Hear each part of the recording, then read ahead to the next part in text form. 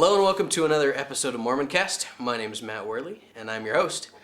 Today we're coming to you from the homeland, the motherland, Utah, Salt Lake City. I'm here with Daryn Tufts. In my homeland, in my actual house. In your house. Yeah. It's awesome. This is a big thing. We're doing our first celebrity Mormon celebrity. This is a big deal. Yeah, This is a big thing. It's a Mormon celebrity interview. It's huge. It's groundbreaking for the show, literally. Oh yeah. I can't wait. I mean, the church will probably call you and want to put this in the granite mountain. The archives. Yeah. This will be can only one for the imagine. records. Yeah. Serious.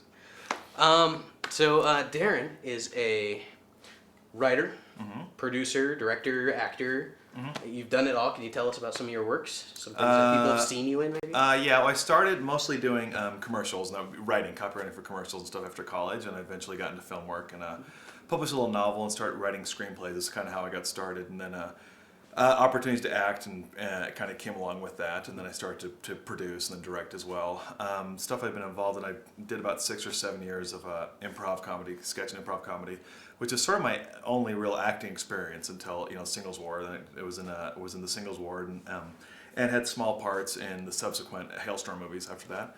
Then I produced American Mormon. It was my first kind of like thing I produced, LDS like piece of something I produced, and I made a sequel to that called American Mormon in Europe. And then I helped produce my first non-LDS film, which is called Stalking Santa. It's coming out this Christmas, which I also wrote and I'm also in as well. And right now, getting another couple projects off the ground. Yeah, just if you're Mormon, you may have seen me here and there. Very cool.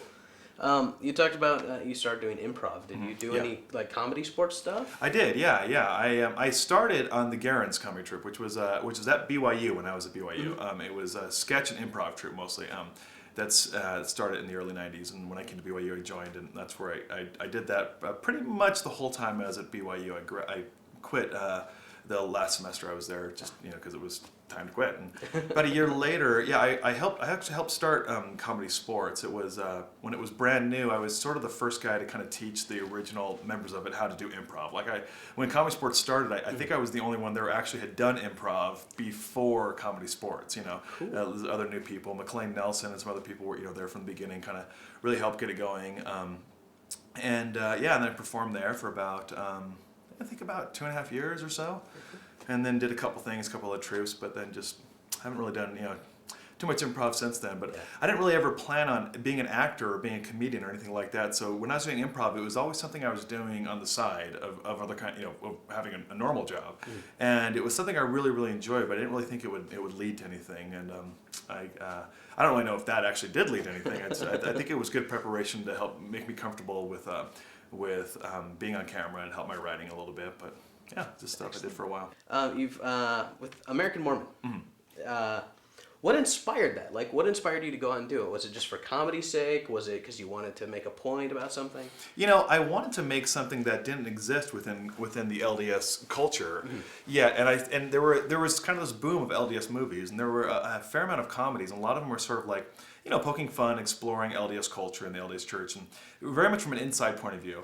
And I thought, wouldn't it be interesting to do something that was actually real, that actually, I thought we're such an interesting people. I thought there's got to be a way to examine our culture, and I realized there was no documentary, there was nothing that was real, and my belief was something that was real would probably be a lot funnier than anything I could actually write fictitiously.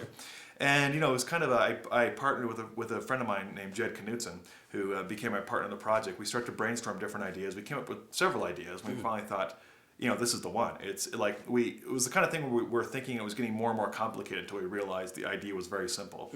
Just travel around America, go to the most famous places we can, and just pull people aside and ask them what they think of the Mormons. And we literally, like on the DVD, we talk about it as being just a camera and a microphone, and that was it, because there's nobody backing it. There's nobody. We spent our own money on it. We just kind of just hopped on planes and cars and went around doing it, kind of on the belief that someone will distribute this when we get it done. I know that I'm good friends with Kurt Hale over at Hailstorm, and he was always very encouraging and said, "Oh yeah, we'll probably want to carry it when it comes out." And so I kind of felt like, okay, we'll do something with it, but we really didn't know what that was, so we just went from like New York to LA and a bunch of different places in between, and just pulled over anyone we could and asked them about the Mormons and made that documentary. Right on. What sort of like roadblocks or things like that did you guys run into along the way? We didn't run into a lot of roadblocks. What I found was people are very willing to talk about religion and very willing to talk about the Mormons. Everything on it was very spontaneous, and it wasn't scripted. But when we interviewed the people, we wouldn't tell them we were going to ask them questions about the Mormons because I wanted the answers to be truthful, but I also wanted them to be spontaneously truthful. I didn't want them, off the cuff, not preconceiving what they're going to say. So I'd start talking to them, and I'd kind of steer the interview towards Mormonism, and then we start talking about that, and and people were very, very open. I don't think they wanted to be preached to, but they were very open about talking about it. And it's been interesting to me now. I've seen so much press on the Mormon Church recently. It seems like more maybe than ever, maybe of all time, because of Mitt Romney, running for president. There's so much press on what does America think of the Mormons today. The Mormons have come a long way, and what does America think of the Mormons today? And it occurred to me, it's like, gosh, we actually made a documentary about that, right before Mitt Romney ran, and it's kind of exciting for me because I think like, wow, it's actually something people could watch. It kind of gives a little bit of an insight into that question. Yeah. Neat. What experiences like? What do you find in Europe? I mean, we've seen the video. Was there? Yeah, Europe. Europe was a very personally satisfying experience for me.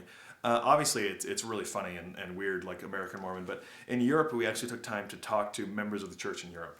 Kind of the idea being, the church started in the United States, and what would it be like to be a member of this church so far away from sort of the homeland, And we talked to Mormons about what it's like being LDS and wherever they live, and it's just remarkable. We talked to people in Berlin who lived in East Berlin when the wall came down, and how the church was changed and how their lives were changed through that, and how they really were witnesses of modern day prophecy and a modern day miracle with that.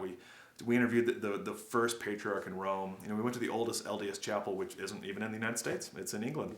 It's really, we did some really, really interesting things that I think added a depth and a spirituality to it, and kind of a whole missionary theme to the second one that I think isn't in the first one. I actually find American Mormon in Europe a lot more satisfying than the first one. I was really, really happy with how it came out. I agree. It had a more unique feel to it, especially because you were able to interview members of the church. There's just more, really dug that. Yeah, American Mormon is a lot of fun. I think we kind of scratched the surface of what we could do with that concept, and I think we were able to explore it further in part 2. Right on. Any news on any other upcoming films? I know you worked on some other comedies like The Singles Ward. Is there anything coming out? Well, Singles Ward 2, or The Single Second Ward, is I think it's coming out. The word Kurt Hailstorm has said we're doing it. We're going to shoot it in late July or August is the word. I don't know if that's really official yet, but I know I think that's the plan. I do know I have a script for it, and I actually think the script is really good. When Kurt first gave out the idea of it, I thought, how do you do Singles Ward 2? And like when all the characters are married, but he really made it work. I guess I should leave it, as a secret maybe for now. Yes. I don't know if I'm allowed to talk about it or not. Keep the buzz. I do think I remember reading the script for Singles Ward way, obviously before the movie was made, and I think this is an even better script than the first movie. I think it's really good, and it brings back every one of the characters from the first movie, which obviously is an essential thing to do if you're going to make a sequel. And yeah, it's fun. It really works. Cool. Can you tell us more about Stalking Santa? Like, what was your inspiration for that? My big inspiration for Stalking Santa was to make a movie. I really want to make a movie. I was working with a director named Greg Kiefer. He owns a company called Cosmic Pictures here in Utah. He's a commercial filmmaker, and he is just extraordinarily talented and really seasoned and experienced. Everything he does is just it's just fantastic quality. And I really want to work with him on a movie. And for some time we talked about different projects. I actually wrote him 2 different scripts before I wrote the script for Stalking Santa.